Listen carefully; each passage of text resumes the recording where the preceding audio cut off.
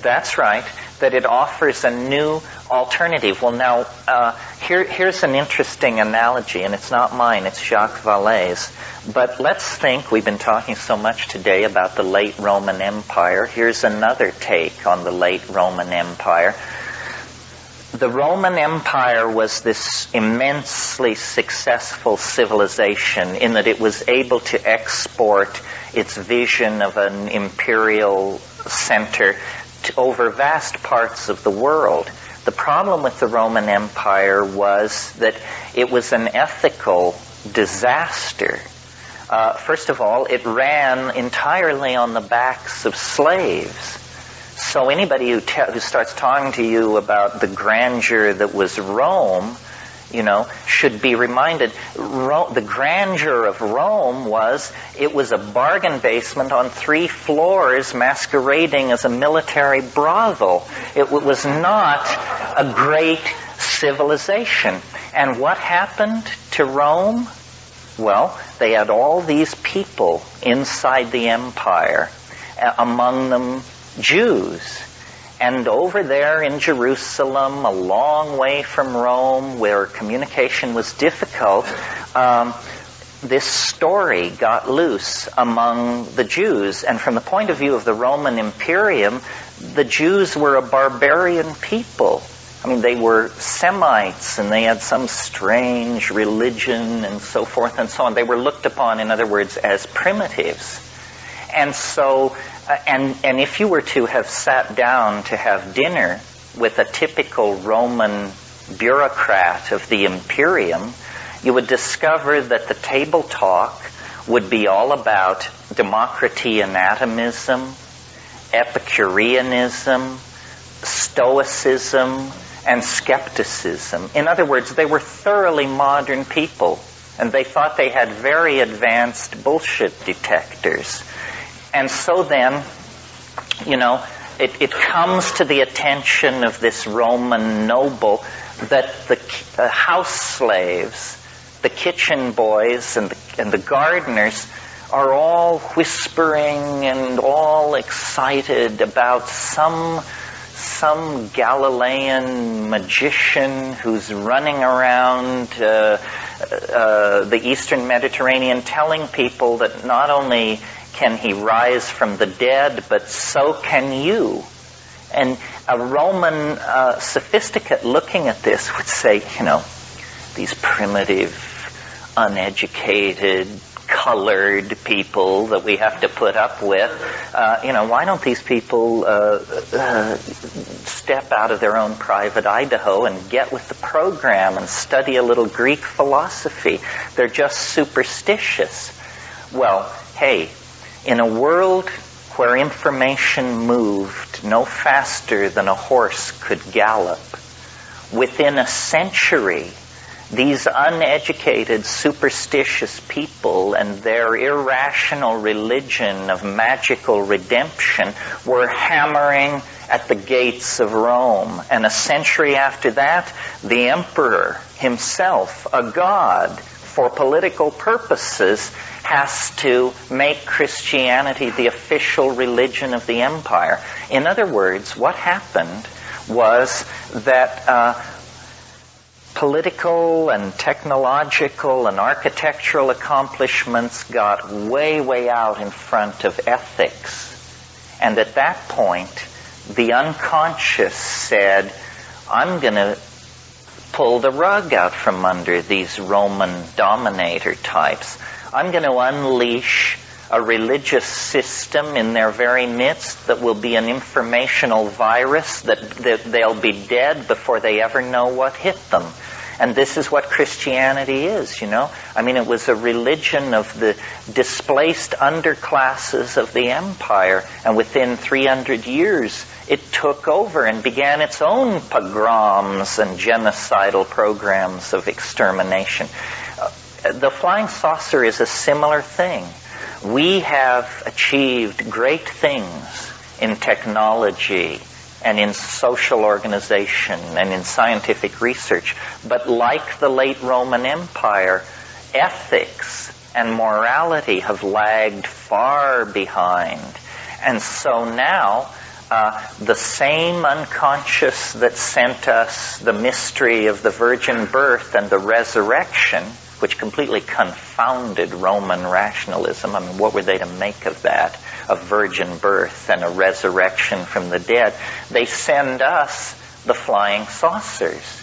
And the flying saucers are destroying the faith in the scientific control systems and managerial theories at the very center of our civilization, just as surely as the Roman Imperium was broken by this superstitious religion.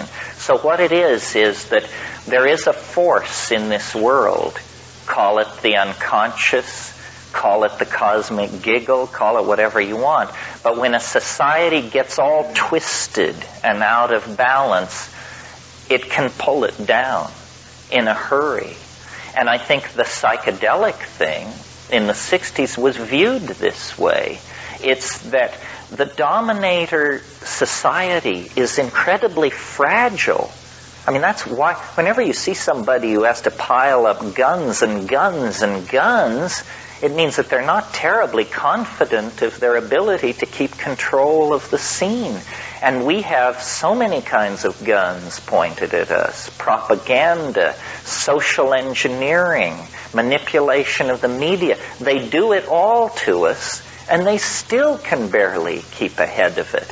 They hate the spread of unreason. They hate psychedelic drugs. Hell, they don't even like people to work up a sweat on the dance floor. Anything which bespeaks anything other than ladylike and gentlemanlike, parlor-oriented, English upper-class behavior completely drives them into a swivet.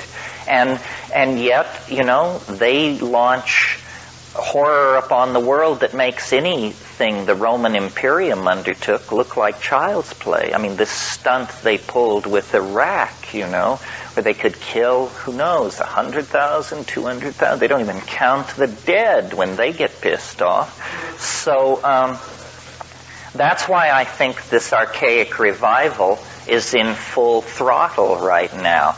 I think the Dominator model is doomed.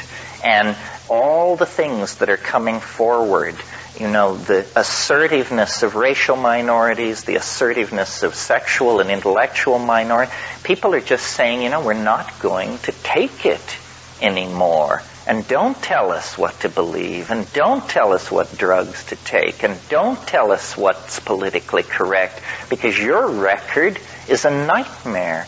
And this general discontent spreading through society is, I think, keeping a lot of these Dominator types up late at night trying to figure what's going on. I mean, can you imagine being in charge of the planet as though, suppose you were the CEO of General Motors or something like that. I mean, every piece of data that crosses your desk says, you're in trouble, big trouble. Somebody had a question. Yeah. I just getting back to your abode extraterrestrial visitation. Are you saying that these things are merely unconscious projections that have no objective reality? No, I'm saying they're coming from another dimension of some sort that actually has a plan for the human race that is larger than the plan of the people who seek to run this society. Their plan, it's a brilliant plan. Their plan is, let's keep everything as much the same as possible. I mean, since World War II, they have been at war with the future. They do not want to let the future happen. And of course, the future is building up like a log jam in a river.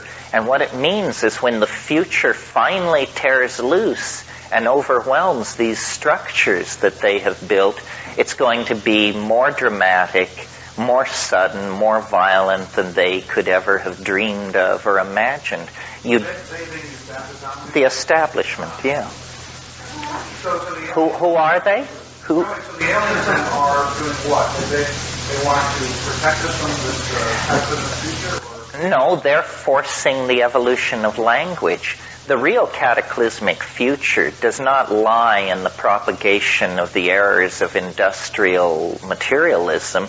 The real transformation of the future is built into the rocks, the ocean, the animals. It's not coming from human beings.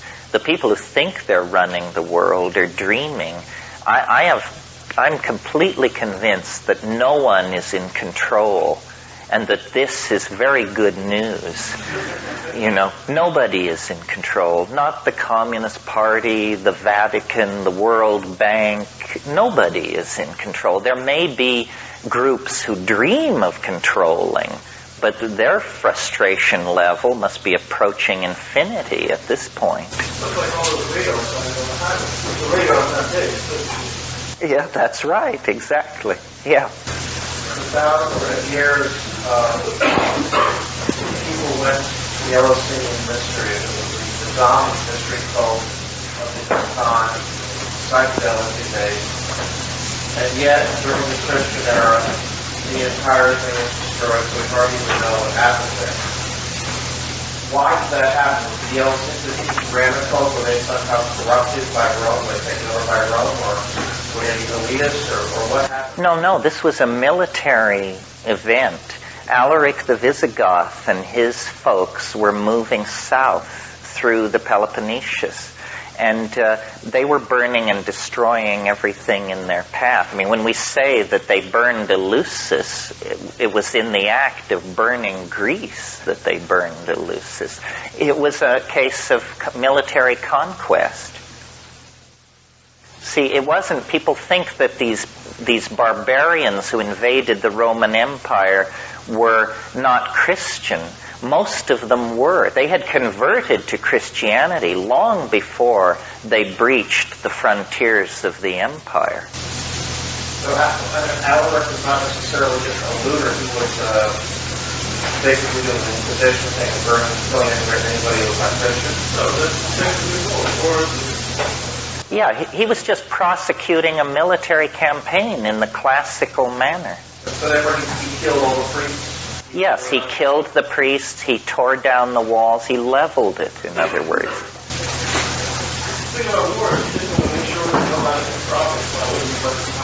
That's right, scorched earth. The main thing is not so much killing your enemies, making sure they can't set up. There's also colonization, too. True, yeah.